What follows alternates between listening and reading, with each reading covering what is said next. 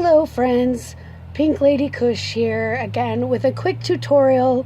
Please forgive my voice, I'm getting over the seasonal allergy crud. It's no fun. Trust me. Excuse me, bear with me. Today I'm going to show you how to make your own rosin dabs from just flour and everyday items that you very well may have around the house. If not, they're all very easily and cheaply acquired items. Go over my list of equipment I have here today.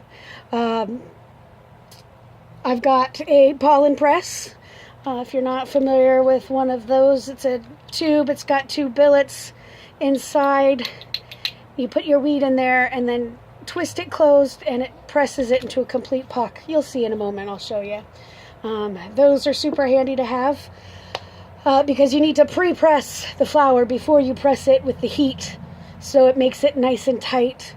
I've also got my heat press, a Revlon hair straightener. If you know me, you know that, I don't straighten my hair. I bought this for the sole purpose of making dabs. I think it was maybe like $18 at Winco.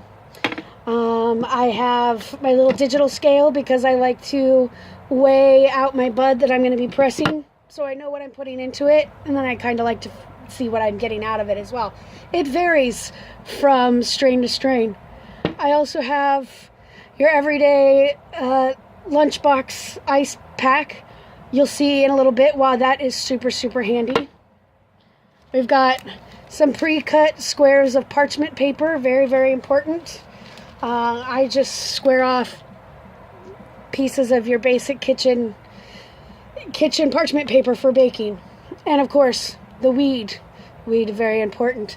This is some Rude Boy grown by Mama J's here in Washington State. One of my favorite strains. This was low budget weed, but I've had Mama J's before, and for the price, it's phenomenal. So I thought I'd give some a try for pressing. It looked really good, and it looked a lot better than everything else at the low price point. So, and away we go. So first thing I'm going to do is I'm going to weigh myself out about 1/2 gram of flour. 1/2 gram is a really good starting point. It's 0.3 there. We'll get a little bit more going. Here we're at. Oh, that's where are we at? Come on, is it 0.5 or 0.6? We're 0.6. I'm going to take a little bit more off. There we go. By the time I pull out any stem left in there, it's going to be 0.5 for sure. So now I'm going to open up my pollen press here. Open one end of it because it's double-ended. Pull one of the billets out. And then I'm going to tear it off in little chunks. Make sure I get as much of the stem out as I can. Not a whole lot of stem in this weed, which is surprising for the price point. Not a lot of leaf either. It's nice squishy buds. A lot of crystals on there. So I'm packing this all down in here. Oh, a little bit of stem there. Get that out. All right. So packing this down in there a little bit. And then I'm going to put the bullet in. And I'm going to put the cap on. And I'm just going to squeeze. Well, if I can get there we go. Had to get the threads to catch. I'm going to twist this down as far as it will go. You can still see there's a little bit of gap in there. That's basically representing your puck that's going to be in there. You're going to push out here. So that is as tight as it goes. Now I'm going to back it off. I'm going to take both ends off. Makes it easier. Take one of the billets out and use it to push the other one through the other end so that you get this cute little puck of weed. I know it's hard to see in the light there. Anyhow, that just pops right off of there.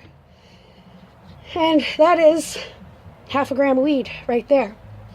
So now what I'm going to do is I'm going to make a little envelope for pressing this. A little parchment envelope. This keeps the resin from getting all over the hair press. I do recommend, don't go back to using this on somebody's hair. It's just not going to work right, and it's going to just... If you borrowed your sister's flat iron, you better replace it because she's going to be pissed. So as you can see, I've got that little puck in there. It's folded into a little envelope.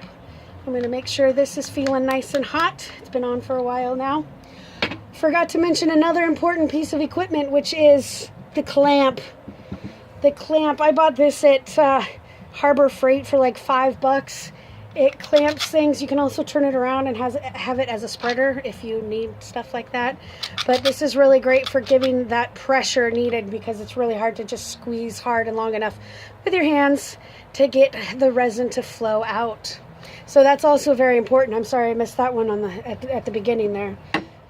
So here we go. I'm going to put that right in there. You can see.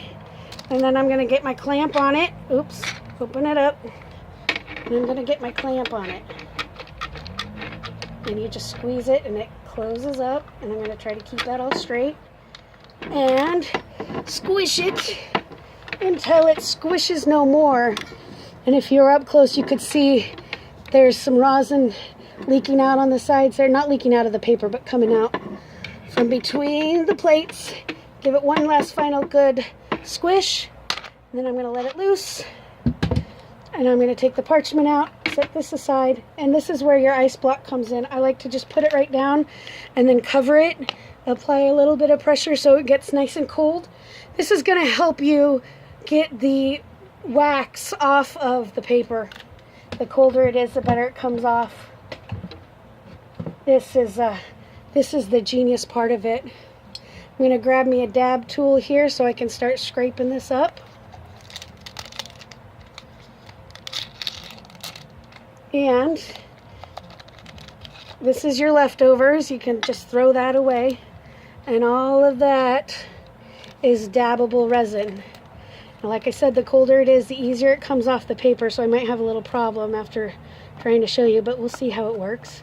And to be very honest, I've never used a glass tool to try to pick up these pressed rosin dabs, but it's working fairly well. Got a little bit going on there.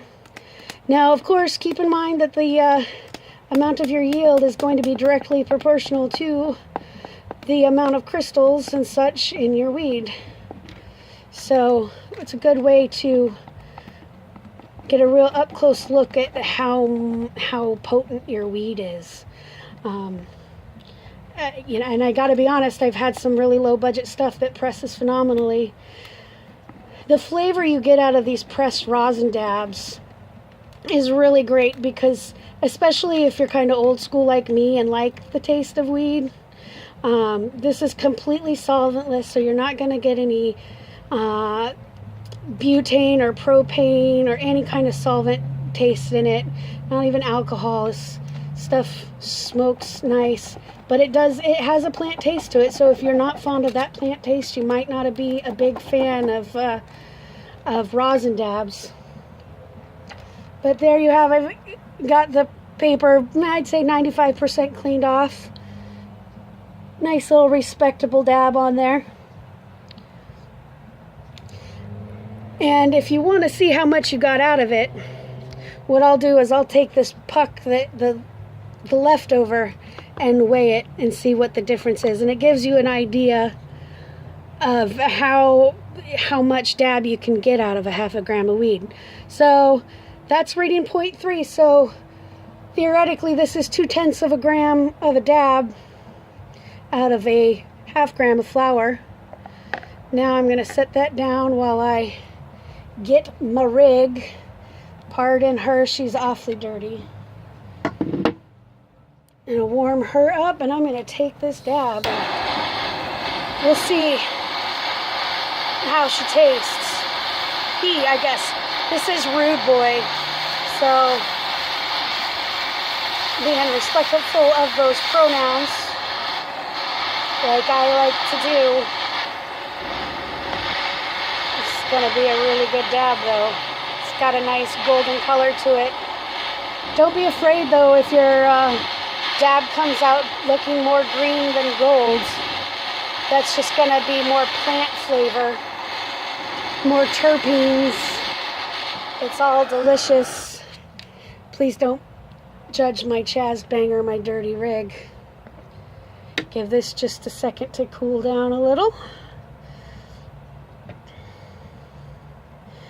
All right, now before I die here, I want to thank you for watching my videos. Stay tuned for more as I get around to it. Hopefully I'll get rid of this crud soon. All right, cheers.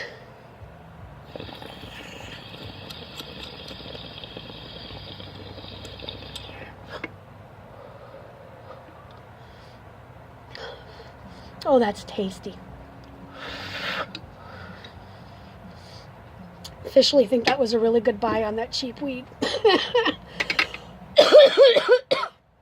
All right, everybody, have a great night. We'll see you next time.